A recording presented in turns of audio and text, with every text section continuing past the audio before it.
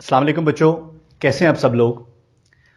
Mechanics 2 के इस third lecture में मैं आप सबको वेलकम करता हूं। इससे पिछले 2 लेक्चर्स में हमने रोटेशनल वेरिएबल्स के बारे में डिस्कस किया है और रोटेशनल और लीनियर वेरिएबल्स जो हैं उनमें क्या रिलेशन है ये भी हमने स्टडी किया है। आज इस लेक्चर में हम स्टडी करने वाले हैं काइनेटिक एनर्जी ऑफ रोटेशन, यानी कि जब कोई ऑब्जेक्ट रोटेट कर रहा होता है उस वक्त उसकी काइनेटिक एनर्जी क्या होती है और उसकी वैल्यू क्या होती है और उसको किस तरह से कैलकुलेट किया जा सकता है। एग्जाम्पल के तौर पर हमने एक रॉड लिया है, एक रिजिड रॉड, ठीक है, और उस रिजिड रॉड का एक एंड जो है वो हमने फिक्स किया हुआ यूं करके और दूसरा एंड जो है वो फ्री है।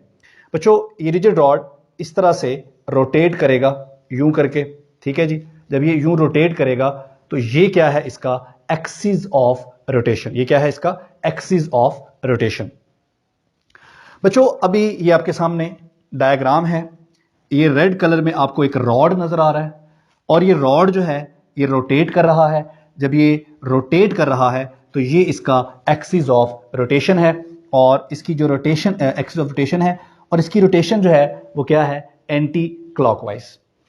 अच्छा, अब इस रॉड की हमने काइनेटिक एनर्जी कैलकुलेट करनी है जिसे हम कहेंगे काइनेटिक एनर्जी ऑफ रोटेशन। इससे पहले लीनियर मोशन में हमने काइनेटिक एनर्जी को कैलकुलेट किया हुआ है और काइनेटिक एनर्जी की वैल्यू हमारे पास क्या आई थी, हमारे पास वैल्यू आई थी काइनेटिक एनर्जी की half mv²। Kinetic energy is equal to half mv²। बच्चों, ये काइनेटिक एनर्जी का फार्मूला क्या यहां पर इस रॉड की काइनेटिक एनर्जी कैलकुलेट करने के लिए इस्तेमाल हो सकता है या नहीं? तो आंसर इसका यस भी है और नो भी है। हम इसको अगर डायरेक्टली इस रॉड पे अप्लाई करेंगे तो जो काइनेटिक एनर्जी आएगी वो इस रॉड के सेंटर ऑफ मास की होगी। बच्चों, सेंटर ऑफ मास के बारे में भी हमने देखा है, ये ऐसा पॉइंट होता है किसी भी ऑब्जेक्ट में, ऐसा पॉइंट जहां उसका सारे का सारा वेट एक्ट कर रहा होता है। तो ये रॉड है, फर्ज कर लें, और ये इस रॉड का सेंटर ऑफ मास है। तो इसका मतलब ये हुआ कि अगर हम ये फार्मूला डायरेक्ट अप्लाई करेंगे तो इस रॉड के सेंटर ऑफ मास की काइनेटिक एनर्जी आएगी, इस पूरे रॉड की रोटेशनल काइनेटिक एनर्जी नहीं आएगी। तो फिर पूरे रॉड की कैसे निकालें? उसके लिए हम यहां पर एक मैकेनिज्म डेवलप करते हैं, एक सिंपल सा प्रोसीजर अडॉप्ट करते हैं और देखते हैं कि किस तरह से इस रॉड की रोटेशनल काइनेटिक एनर्जी कैलकुलेट की जा सकती है। बुनियादी जो फार्मूला है वो यही होगा, इसी को ही हम आगे यूज करेंगे। बच्चों, आपको पता है कि कोई भी रिजिड बॉडी बहुत सारे पार्टिकल से मिलकर बनी होती है, एन नंबर ऑफ पार्टिकल से मिलकर बनी होती है। ऐसा ही एक पार्टिकल हमने इस रॉड के बिल्कुल आखिर में यहां पर ले लिया। जब ये रॉड इस तरह से रोटेट कर रहा होगा यूं करके, जब ये रॉड रोटेट कर रहा होगा तो उस वक्त ये सिंगल पार्टिकल का जो मोशन है वो सर्कुलर मोशन होगा। ये इस खाली पार्टिकल को अगर देखा जाए, देखें रॉड का जो मोशन है, ठीक है, वो तो एंगुलर मोशन है या रोटेशनल मोशन है, क्योंकि रॉड का मोशन जो है वो हम इस रॉड का जो एंगल ये बना रहा है एक्सिस ऑफ रोटेशन के साथ उसकी निस्बत से देखेंगे। लेकिन अगर ये सिंगल पार्टिकल का मोशन देखा जाए तो ये एक सर्कुलर पाथ में मूव कर रहा है और इसकी वेलोसिटी जो है वो tangent to the circle direction में है, जो कि टेंजेंशियल वेलोसिटी भी हम जिसको बोलते हैं, जो कि लीनियर वेलोसिटी जैसी ही होती है। क्लियर हो गया? अब सवाल ये है कि इस सिंगल पार्टिकल का जो मोशन है वो तो सर्कुलर मोशन है। अच्छा, अब यहां पर तो बहुत सारे पार्टिकल्स हैं। अगर एक और पार्टिकल मैं कंसीडर कर लूं यहां पर, उस सिंगल पार्टिकल का मोशन भी सर्कल में होगा और उसकी वेलोसिटी भी टेंजेंट टू सर्कल होगी। अगर मैं कोई और पार्टिकल कंसीडर कर लूं, एक सिंगल पार्टिकल, तो सिंगल पार्टिकल का मोशन फिर सर्कुलर होगा और उसकी वेलोसिटी फिर टेंजेंट टू सर्कल होगी। तो हम क्या करते हैं, हम ये करते हैं, अच्छा एक और बात यहां पर हम क्लियर कर दें कि ये पार्टिकल जो हैं डिफरेंट जगह पर हैं, इनका एक्सिस ऑफ रोटेशन से जो फासला है वो मुख्तलिफ है। इसका फासला इतना है, इसका इतना है, इसका इतना है और इसका इतना फासला है, सबका फासला डिफरेंट है। अगर सबका फासला डिफरेंट है तो सबकी वेलोसिटी भी डिफरेंट है।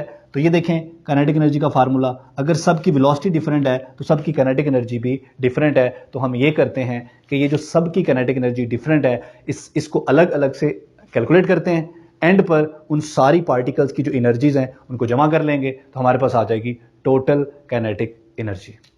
ठीक है जी, स्टार्ट करते हैं। तो सबसे पहले हम फर्स्ट पार्टिकल की काइनेटिक एनर्जी निकालते हैं और वो हमारे पास क्या आएगी, इस फार्मूले के मुताबिक हाफ m1v1 स्क्वायर। बच्चों यहां पर जो पार्टिकल है उसका मैस m1 है, इन सब के मैस भी डिफरेंट है, सारे पार्टिकल्स के जो मिलकर ये रिजिड बॉडी बना रहे हैं, जो ये रॉड बना रहे हैं, और सबकी वेलोसिटी भी डिफरेंट है। ये पहले पार्टिकल की निकाल ली, अब दूसरे की निकाल लेते हैं।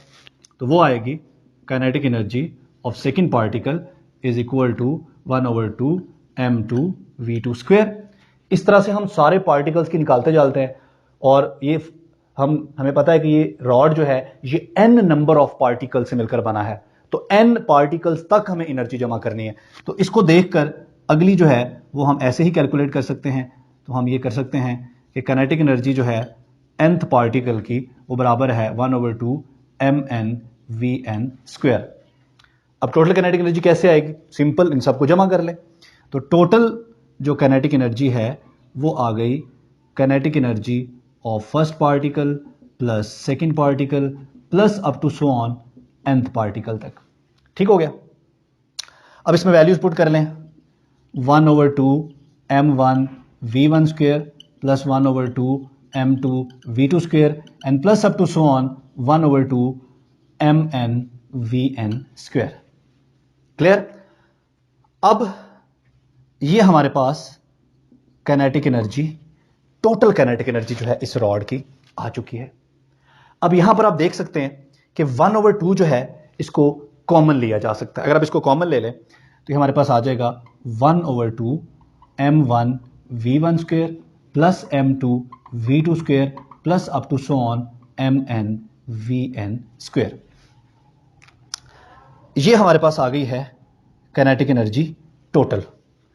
बच्चों ये वाली वैल्यू जो है, ये वाली, ये सम हो रहा है 1 से n टर्म्स तक, और आप मैथमेटिक्स में बहुत अच्छी तरह से जानते हैं कि इसको हम समीशन की शक्ल में, सम की शक्ल में लिख सकते हैं। तो कैसे लिख सकते हैं, हम इस इक्वेशन को अब लिख सकते हैं 1/2 इंटू सम 1 से लेकर n तक, और टर्म्स क्या है अंदर, m और v स्क्वायर, इसके साथ भी i आ जाएगा और इसके साथ भी i आ जाएगा। तो ये हमारी आ गई टोटल काइनेटिक एनर्जी। यहां पर एक प्रॉब्लम है, प्रॉब्लम ये है कि जो वेलोसिटी है ना, ये वेलोसिटी इन सारे पार्टिकल्स के लिए डिफरेंट है। क्या कोई ऐसी वेलोसिटी नहीं हो सकती जो सारे पार्टिकल के लिए सेम हो? यस। कौन सी वेलोसिटी? Angular velocity. बच्चों इस रॉड में जब ये रॉड रोटेट कर रहा है तो पार्टिकल्स डिफरेंट जगह पर हैं, इसलिए उनकी जो टेंजेंशियल वेलोसिटी है वो डिफरेंट है। लेकिन इन सारे पार्टिकल्स की वेलोसिटी अगर एक्सिस ऑफ रोटेशन से देखी जाएगी तो वो होगी एंगुलर वेलोसिटी। ठीक है। तो चूंकि ये सारे पार्टिकल्स एक ही रॉड के ऊपर है और ये रॉड जब रोटेट कर रहा है तो जो इस रॉड की एंगुलर वेलोसिटी है, इन सारे पार्टिकल्स की, चाहे वो कहीं पर भी वाक़ हैं, इन सब की एंगुलर वेलोसिटी क्या होगी? वही होगी जो रॉड की होगी। इसका मतलब है कि इन सारे पार्टिकल्स की टेंजेंशियल वेलोसिटी तो डिफरेंट है, लेकिन इन सब की जो एंगुलर वेलोसिटी है वो वही है जो रॉड की है, जिस रॉड के ऊपर ये सारे पार्टिकल्स मौजूद हैं। इसका मतलब है इन सारे पार्टिकल्स की एंगुलर वेलोसिटी एक है, क्योंकि सबकी वही है जो रॉड की है। ठीक है। तो इसका मतलब है यहां पर अगर हम v को रिप्लेस कर दें, हमने पढ़ा हुआ है बच्चों v is equal to r omega, ये v स्क्वायर है तो ये हो जाएगा r स्क्वायर और ओमेगा स्क्वायर। तो बच्चों यहां रिप्लेस कर दें तो हमारे पास आ जाएगा 1/2 और समीशन 1 से लेकर n तक mi, और v स्क्वायर की जगह बच्चों r square omega square. r जो है ये डिस्टेंस है इन पार्टिकल्स का, कहां से? एक्सिस ऑफ रोटेशन से। ये डिस्टेंस डिफरेंट है, इसलिए r के साथ नीचे आपको i नजर आ रहा है, लेकिन ओमेगा के साथ कुछ भी नजर नहीं आ रहा। ओमेगा सब के लिए सेम है, ओमेगा कांस्टेंट है। अगर ओमेगा कांस्टेंट है तो मैं इसको समीशन से बाहर भी लिख सकता हूं, तो मेरे पास ये आ जाएगा 1/2 ओमेगा स्क्वायर इंटू 1 से n तक mi/ri स्क्वायर। बच्चों ये जो mr स्क्वायर है इसके बारे में आपने पिछले लेक्चर में पढ़ा है, यह है मोमेंट ऑफ इनर्शिया। यानी कि ये वो क्वांटिटी है जो ये बताती है कि किसी ऑब्जेक्ट को रोटेट करना कितना आसान है या कितना मुश्किल है। आप यूं भी कह सकते हैं कि ये क्वांटिटी जो मोमेंट ऑफ इनर्शिया है ये हमें बताती है कि how mass is distributed along the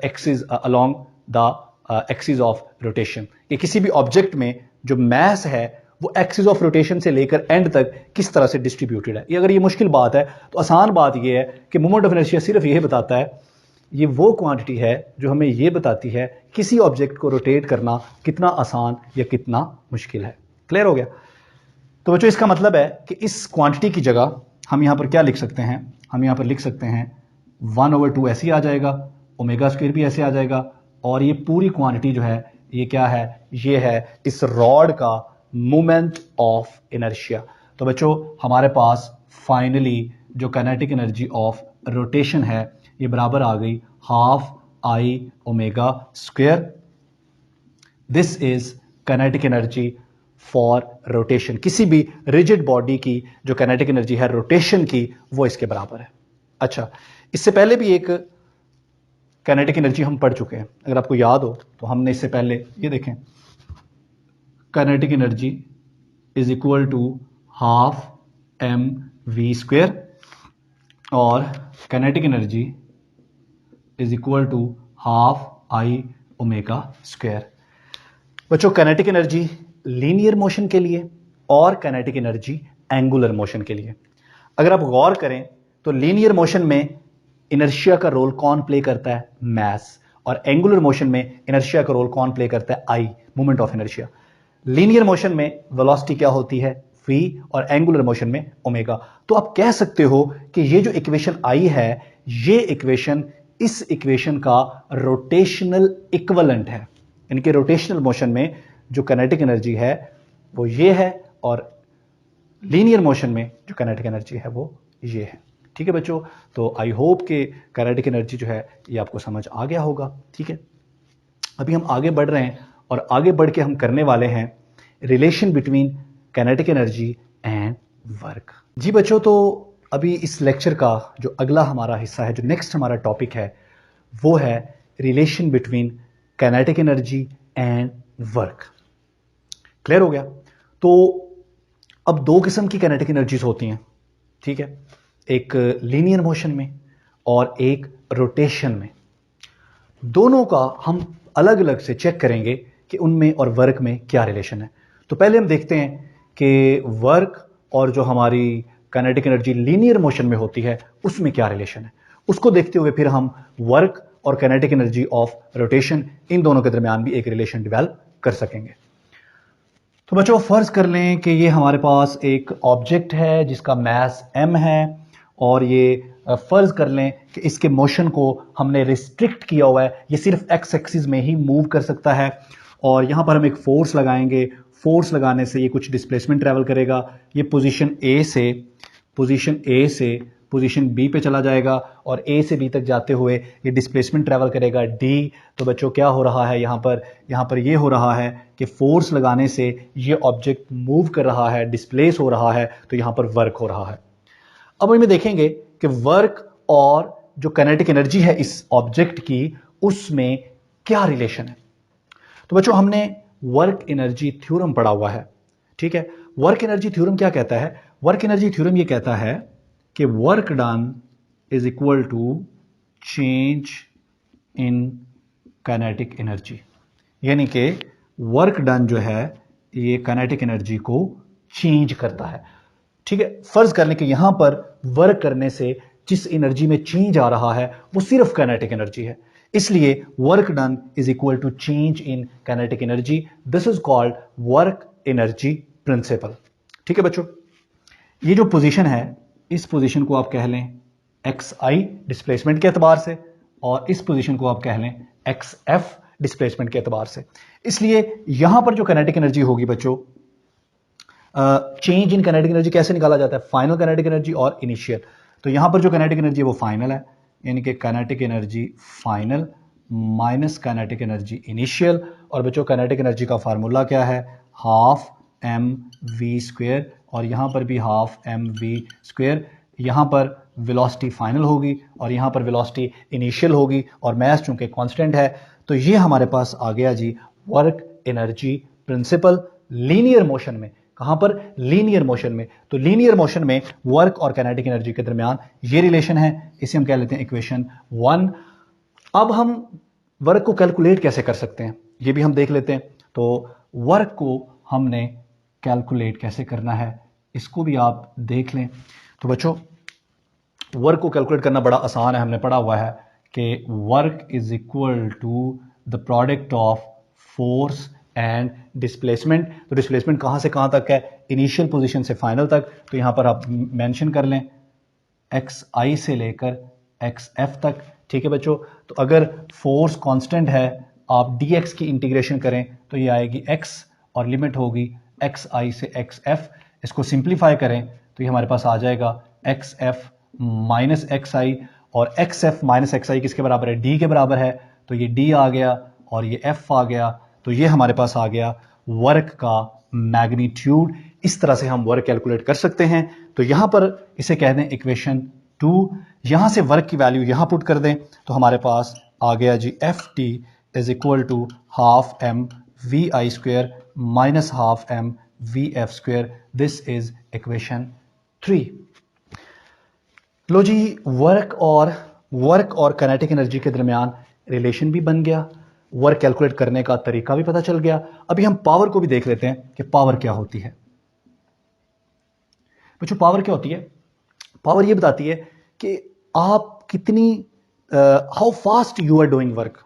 आप जो वर्क कर रहे हो आप कितनी तेजी से वो वर्क कर रहे हो, यानी कि आप वर्क करने पे कितना टाइम ले रहे हो, दैट इज कॉल्ड पावर। यानी कि आप यूं भी कह सकते हो rate of doing work is called power. तो पावर को हम डिफाइन कर सकते हैं जी रेट ऑफ डूइंग वर्क। ठीक है, कि आप कितनी तेजी से काम कर रहे हैं। ठीक है, दैट इज कॉल्ड पावर। तो बच्चों पावर को P से रिप्रेजेंट किया जाता है और ये बराबर होता है वर्क ओवर टाइम। ठीक है, यानी कि टाइम कितना आप ले रहे हो वर्क को करने में। लेकिन अभी अभी हमने कहा कि वर्क किसके बराबर होता है? एफ डी के। तो यहां वैल्यू पुट कर दें तो हमारे पास पावर बराबर आ गई W की जगह एफ डी ओवर टी। तो बच्चों इसको व्यू भी लिख सकते हैं एफ, और ये जो डी ओवर टी है ये है rate of change of displacement. तो इसकी जगह हम क्या लिख सकते हैं? वेलोसिटी। तो बच्चों हमारे पास पावर का एक और रिलेशन बन गया है। पावर जो है ये प्रोडक्ट है फोर्स का और वेलोसिटी का। इसे कह लेते हैं हम इक्वेशन 4। ये सारा कुछ हमने किया है लीनियर मोशन के लिए। अभी ये सारा कुछ हम करेंगे एंगुलर मोशन के लिए, रोटेशन के लिए। इन्हीं को देखते हुए सबसे पहले ये देखें relation between work and energy. चलें हम स्टार्ट कर लेते हैं वर्क से। अब ये सारा काम किसके लिए होने जा रहा है? रोटेशन के लिए। रोटेशन के लिए सारा काम होने जा रहा है जी। तो स्टार्ट कर लें जी आप वर्क से। सबसे पहले वर्क कैलकुलेट कर लें। तो बच्चों वर्क इज इक्वल टू, अब देखें अभी हम बात कर रहे हैं रोटेशन की। जब आप रोटेशन की बात करेंगे तो यहां पर देखें लीनियर डिस्प्लेसमेंट है, रोटेशन में क्या आएगा? Angular displacement. तो एक्स की जगह क्या आएगा? थीटा। थीटा आई से थीटा एफ तक, ये तो हो गया डिस्प्लेसमेंट। और हमने पढ़ा है कि जो काम लीनियर मोशन में फोर्स करती है यही काम एंगुलर मोशन में कौन करता है? टॉर्क। फोर्स प्रोड्यूस करती है एक्सेलरेशन और टॉर्क प्रोड्यूस करता है एंगुलर एक्सेलरेशन। तो बच्चों फोर्स की जगह यहां पर क्या आएगा? फोर्स की जगह यहां पर आएगा टॉर्क, और डिस्प्लेसमेंट की जगह पे क्या आएगा? Angular displacement. तो dx की जगह क्या आएगा? d theta. क्लियर हो गया?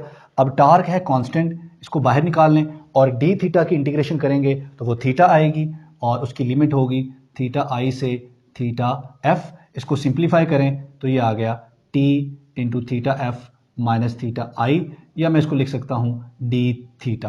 तो बच्चों ये हमारे पास वर्क आ गया। लेकिन अगर आप कंपैरिजन करें, ये देखें इसका और इसका आप कंपैरिजन करें। ठीक है, यहां पर चले इसको आप dx कर लें, थोड़ा बेहतर हो जाएगा। ठीक है, लीनियर मोशन में फोर्स है, एंगुलर मोशन में टॉर्क है। लीनियर मोशन में लीनियर डिस्प्लेसमेंट है, एंगुलर मोशन में एंगुलर डिस्प्लेसमेंट है। लो जी, हमने रोटेशन के लिए भी वर्क कैलकुलेट कर लिया।